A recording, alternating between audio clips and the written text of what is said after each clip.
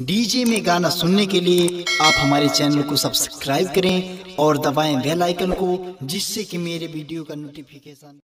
Music director Sanjeev राज।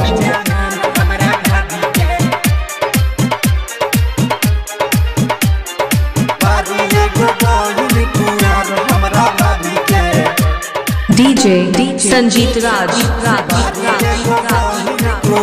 हमारा भाभी के कालू गइल रही भैया के ठेका, एगो लड़की रहे परी के लेखा। घर पानापुर बुलेट चौक के ठेका, एगो लड़की रहे परी के लेखा। याद कता न कहीं सब बात सही, ओकरा ना बोलनी अखिए से ना। 7352761725। हमारा भाभी के बारी एगो बहिन कुंवर, हमारा भाभी के बारी एगो बहिन जवान। हमारा भाभी के बारी एगो बहिन कुंवर, हमारा भाभी के। डीजे संजीत राज।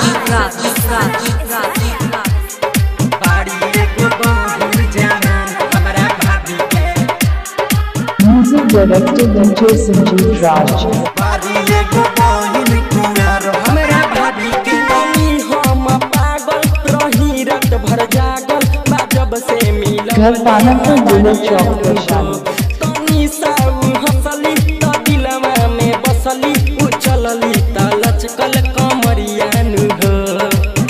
डीजे गाना गंगानी के लिए संपर्क 7352761725। तो भजा गल जब से मिलले नजरियानु हो। तनी साउ हंसली त दिलवा में बसली, जब चलली त लचकल कमरियानु हो। जब चलली त लचकल कमरियानु।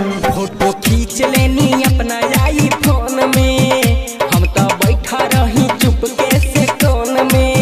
फोटो खींच लेनी अपना आई फोन में, डीजे संजीत राज।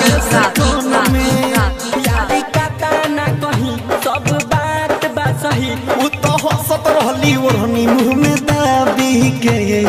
बारी एगो बहिन जवान, हमारा भाभी के बारी एगो बहिन कुंवर। घर पानापुर बुलेट चौक बारी एगो बहिन जवान, हमारा भाभी के बारी एगो बहिन कुंवर, हमारा भाभी के।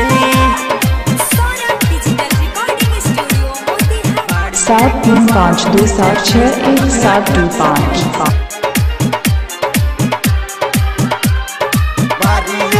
नाम तो सुना ही होगा।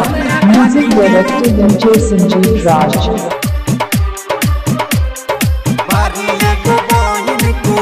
हमारा भाभी के टाइगर सुजीत उपेंद्र पिया कर गइल रहले संग में सुनीलवा विकास।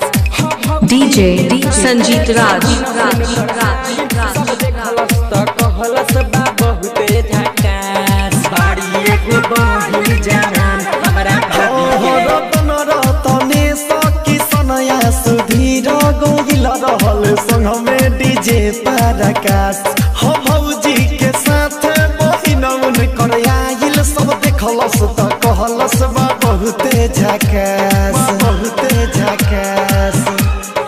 हाँ बाते कह देनी फैशन फिरोज के, मन करत रहे नंबर लिखोज के।